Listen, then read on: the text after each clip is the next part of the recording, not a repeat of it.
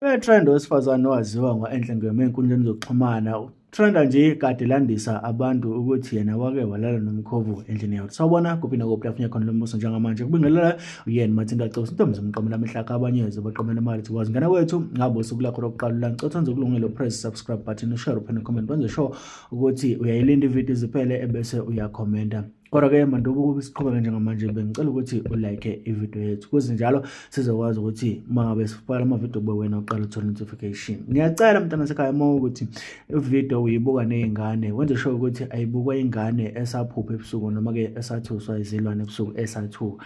Ngesimanga sokuthini uma ngabe siqhubeka sikulandisa iy'thombe magama noma-ke ividiyo leyo kuyona ozolandela inokuthusa futhi-ke inokubekelana isithombe sento esuke yenzeka. Owesifazane owaziwa ngo-Enhle Ngema olandisa abalandeli bakhe enkundleni zokuxhumana ukuthi yena walala kanjani nomkhovu endlini eyodwa uthe uma ngabe chaza wathi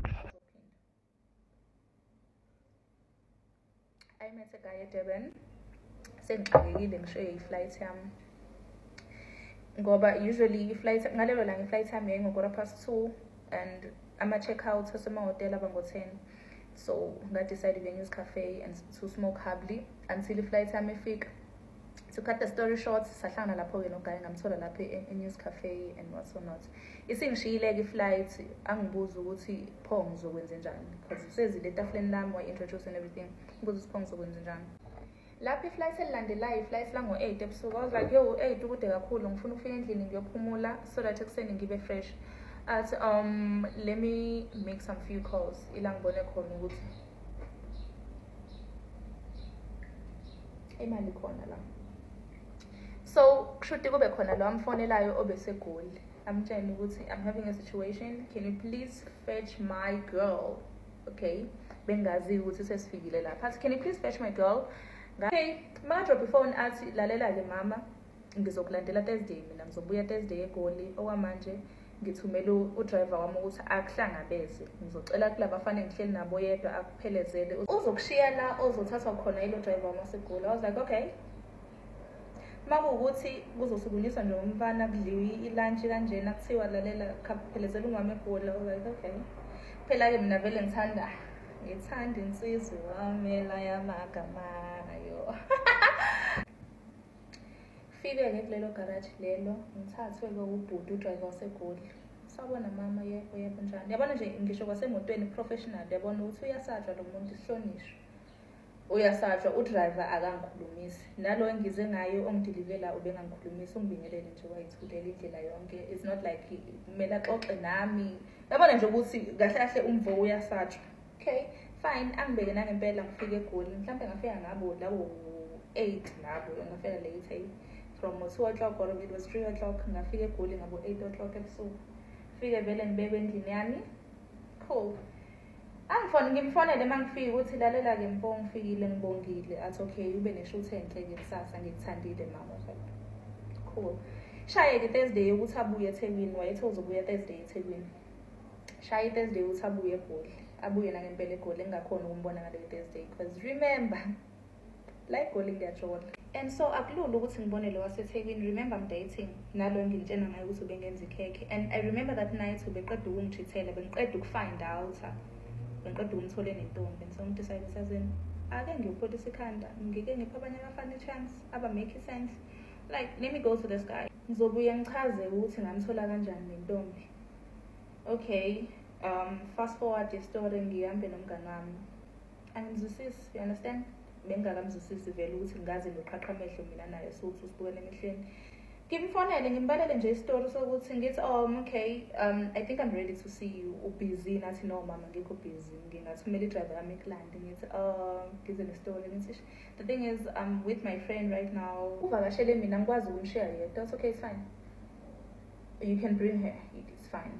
Ngihambe-ke sifike nehloko kuleyo muzi loyo sifika siyaphuza naye kunebhari kuleya muzi like it's a triple story kune upstairs kunala I won't say it's a ground yeah kune ground then kune basement nase basement kwakhiwe hayi muzi admire umuzi njalo nohloko sibe sihleli nje siqalazela umuzi hayi sinika utshwala simbuza uhlala nobani athi ngihlala ngedwa okay but the house is big ngibuza ukuthi bhuti onako konke onganamvazi ithini into yakhe, like I really want to find out i-problem yakhe ukuthi ikephi inkinga yakhe, because awukwazi ukuba nomuzi ongaka ungqishe ngengaka ube ney'moto ezinhle kanjena ungabi namvazi. So like I'm gonna find out myself. Siphuze masibe siphuza usibukisa amavidiyo, ukuthanda amavidiyo ahlekisayo. Sibukisa amavidiyo efonini yakhe kuyahleka. Ngimbuza ukuthi indaba ungana Facebook, wayengana Facebook engana Instagram, wayeno WhatsApp nje nakhona awusebenzisi, wayejwayele ukufona nge-direct call. Mbuza athi no, i-life yakhe private. Okay, private ngijwayeleke le nto, i-life private, cool, ingangithusi.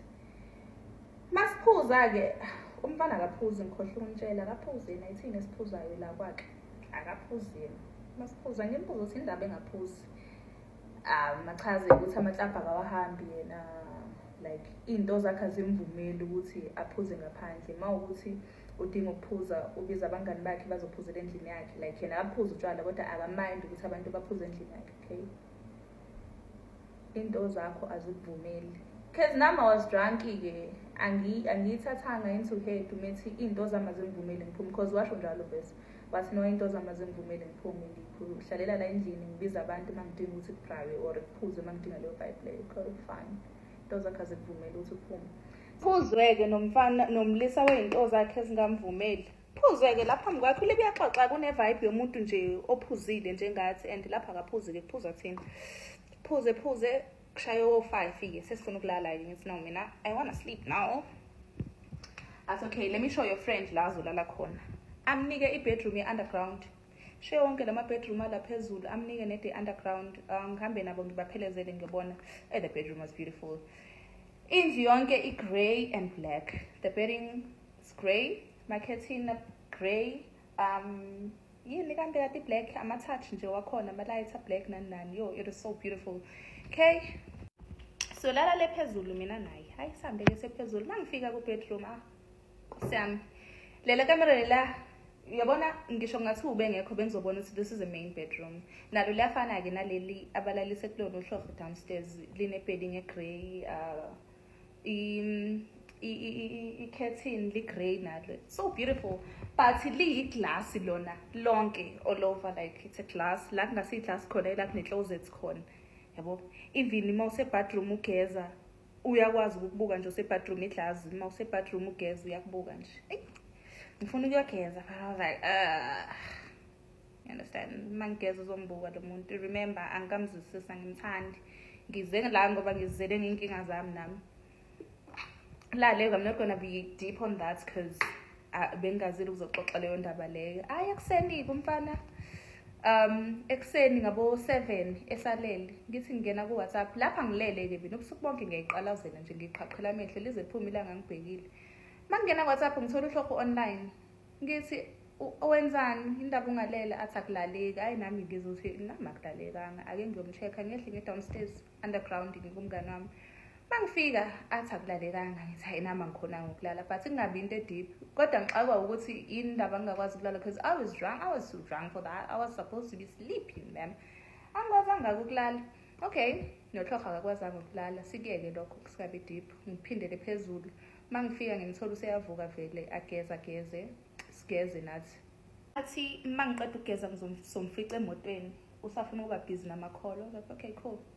Vele khane-ke ngithola i-chance yokuthi sengizoqalaza-ke la endlini because that house is so beautiful for me not to admire it. Bekumele nje ngiphithizele ngivule room to room ngiyibone ubuhle bayo. Mephuma vele uhloko useqedile ukugeza iziphezulu siqale si-check phezulu siyavula. Hey, this room, oh, cinema, okay. Sivule elinye room, oh. Sivule elinye, oh. And each and every part i-camera laphayana line-shower yakhona or bath, like eyilamuzi leyo yi-top tier, ngifuna nje ukungaxoxeli. Sivule, and so meanwhile sisavule lawo ma-room lawo khona elinye i-pashes i-closet. Mawulibuka nje uyabona nje ukuthi ayihlala iy'mpahla laphayana, yabo. Ngiye laphayana phinde ngiyiphumele ngiyabona if kuba kunje, yabo, uyabona nje ukuthi kuney'mpahla la. Ngiye ngingavula uhloho mengena lapha kuleyo pashes enavule. Hawu umevula, okay, it's a bedroom. Athi so avule fast avale athi kunomuntu la. Ngithi kunomuntu, athi kunomuntu. Like umfana ngimbuzile umfana sohlala yedwa. Kunomuntu kanjani? Ndivuma makanana-ke ndiyo-check. Ngiyeke mangivula lapha ngivule fast ngivale. Mangivula, this person is not even turning around. It's a white guy, indoda nje yomlungu. Mangivula umnyango akaphenduki nokuphenduka ukuthi a-check ukuthi uba uvula umnyango. Uhleli this bedroom, i-bedroom yakhona mawuvule imhlophe yonke, i-bedding imhlophe. Njoba ngichazela ukuthi wonke bewa grey and black, but that one was pure white. And ihlele la ozoyitshena ukuthi wardrobe khona ngeke uzuvula unless uyaphapha. Pure white ubhekele angaphenduka umuntu wakhona. Okay, ngithusela mina ngivulanga naka u2 ngiyayisabela. Ngivule kayi1 ngambona ebhekele akaphendukanga ngavala umnyango. Sambe ngena nhloho semotweni esiphelezela umfana. Buze endleleni ulambile. What are you guys gonna eat? Ngithi ay siyabonga so right. Sengijahe nje ukufika endlini because manje angi-understand ukuthi kanjani umngane wakhe na umuntu omsebenzelayo bathi kanjani simbuzile. I didn't assume ngimbuzile wasohlala yedwa akanamuntu. Okay, sifike ke endlini nohloho. Masifika singayixoxa futhi nohloho angimazi ukugelwa yeya because wafika wahamba uHloho azange sidiscuss. After I think some 2 days ngaxoxela ugogo lento engayibona ukuthi ngibona indoda yomlungu ekamereni elimhlophe ubebhekele wathi ugogo ungaphinde kulo muzi.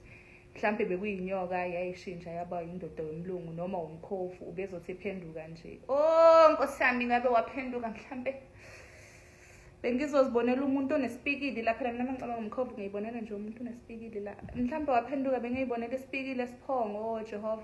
Yazi sengibonga nje nakhona ukuthi ukuthi kwakuyiyo leyo nyoka azange iziphendula ukuthi ngiyibone inyoka because ngabe ngayibona inyoka. Jesus Lord, he was going to find me there ngiqulekile ebona ukuthi kubonileke lokho bese ngifela lokuthi ngibonile. And nanokuthi makuwumkhovu ngibonga lokwana nje lokuthi ungihloniphile bakithi ngathi ngivula zangaze aphenduke because ngabe waphenduka bengizotholakala ngiqulekile lapha ayibona umfana ukuthi ngibonile engibulala. Umfana after lapho wangiblock. Ngiblockela ukuthi ngibonile kusho ukuthi wayethi efika endlini yamtshela lento yakhe ukuthi sibonile yamthethisa or something. Wangiblock umfana. Okay fine. Jehova mengabona le video he will know ukuthi ngikhuluma ngaye. And angifuni ukuchaza ukuthi oba abarecorda lapha because they will know lo muntu loyo but une studio and urecorda somaskandi khona ama-artist arecorda lapha kwakhe. He's a big guy. Yep, ngablockela nje ukuthi ngibonile. Ngablockela ukuthi ngibonile. Nanokuthi nje azangilale seyikhani make sense nje. Nanokuthi azange ngize fika ubuthongo ngiphuzile phela mangiphuzile mina bekumele mangifike lapha empedeni ngifike ngilala. Kodwa kufika ngobuthongo nakuhloka kufikanga. Phela kanjalo ke indaba yami noRapeleng. Angifisi kwakuhlangana naye ngisho e-airports, angifisi kwakuhlangana naye ngisho eThekwini because nginombukela ubani. Ngiyombukela ubani because umuntu onesazelo uyambona ngisho ngambona ngizoqhaqha amehlo nje abone ukuthi lokhu kuyazi lokho. Ithuba-ke lokuthi ungakhomenta njengamanje mntwana osekhaya ngezuvo lakho ukuthi wena ngempela uthini ngesehlo esehlela usisi. Yeyi bafethu ziyabonakala izinto ngaphandle kodwa hawu mantombazane ngathi senibonile khulu. Mina lokho nje ngingakusho. Asihlangana laphana kwi-comment section ngezuvo lakho mayelana nalolu daba.